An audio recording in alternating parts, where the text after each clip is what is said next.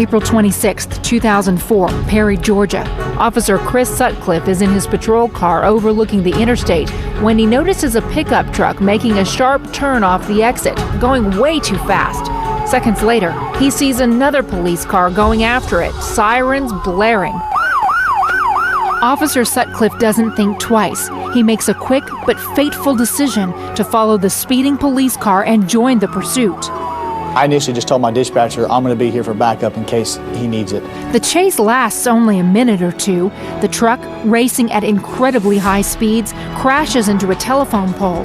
By the time Officer Sutcliffe arrives on the scene, Officer Chad Payne has 3 suspects, teenagers, out of the truck and on the ground. I was thinking, stupid kids out joyriding, getting scared. Sutcliffe and Payne have no idea what they've just walked into. Sutcliffe approaches the passenger side of the truck and sees a young woman. As I was giving her commands to get out, she couldn't open the door. She had her hands up in the air. She looked dazed, probably like the accident had dazed her a little bit. The door is jammed. Sutcliffe notices Payne going back to his car. He's getting his first aid kit out of the trunk and calling EMS for help.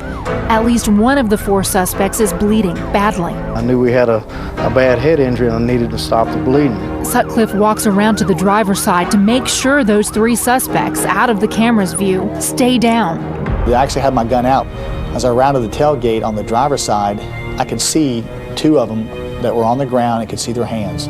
But the third person, he had his back to me, he was on his knees, and I could tell his hands were in front of him, and I thought he was looking for something on the ground, like maybe looking for his eyeglasses. Over the loud sirens, Sutcliffe yells out to him.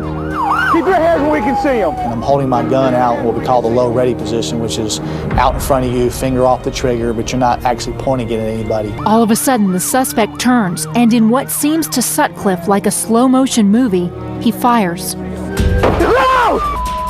No! Yes! Before I could do anything or say anything, I just felt my arm fly up in the air, and then my ear started ringing, and I realized I had been shot in the arm. No! Sutcliffe's gun falls to the ground as he rolls backwards, the teen continuing to shoot at him.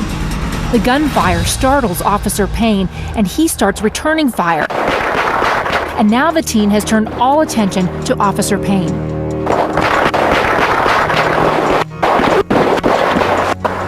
Officer, trouble, shots fired. I need backup. As I'm shooting at the guy, he's continuously shooting back at me, and he's got cover behind his vehicle. The only cover I have at this point is the door of my vehicle, which is really not covered at all. The bullets are flying back and forth in rapid succession. Sutcliffe realizes he's helpless to do anything. Lying defenseless and bleeding badly on the ground, he only hopes the gunman won't turn on him.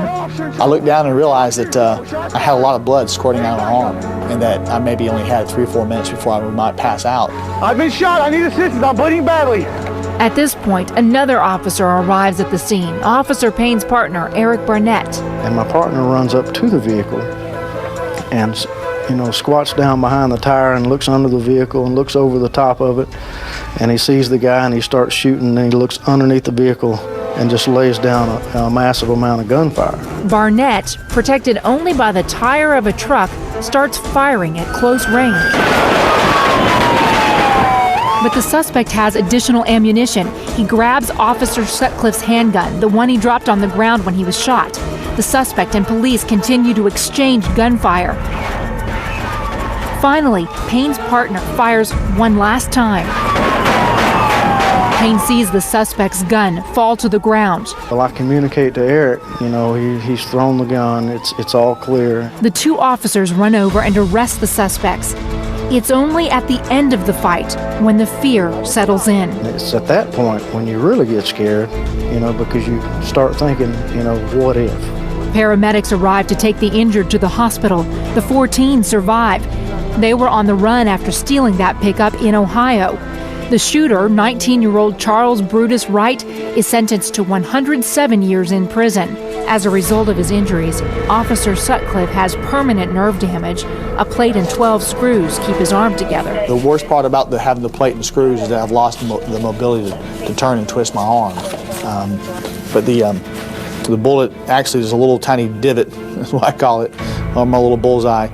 Right here in the arm, that's where the bullet went in. And when it went in, it shattered the arm pretty bad. Sutcliffe and Payne watch the video and find themselves fortunate to have made it out alive. But they see several mistakes they made. By the time I see the gun, it's too late. And so I told new young officers, don't do that. Tell them not to move. Lay down on the ground, put their hands out. Because if I'm telling you to turn around and show me your hands and you're doing it, I'm expecting just to see your hands. Suddenly it's a surprise when it's a gun. And the reason why we made the mistakes was because we were more concerned about their injuries and helping them than our safety. In fact, the video of this shootout is often used by police training academies as a cautionary tale. When it comes to police work, always expect the unexpected. I've been in multiple chases, where they either end where the suspect gives up or they crash. And this repetitiveness of that happening makes you complacent because you think that's what's going to happen in this situation, and it wasn't.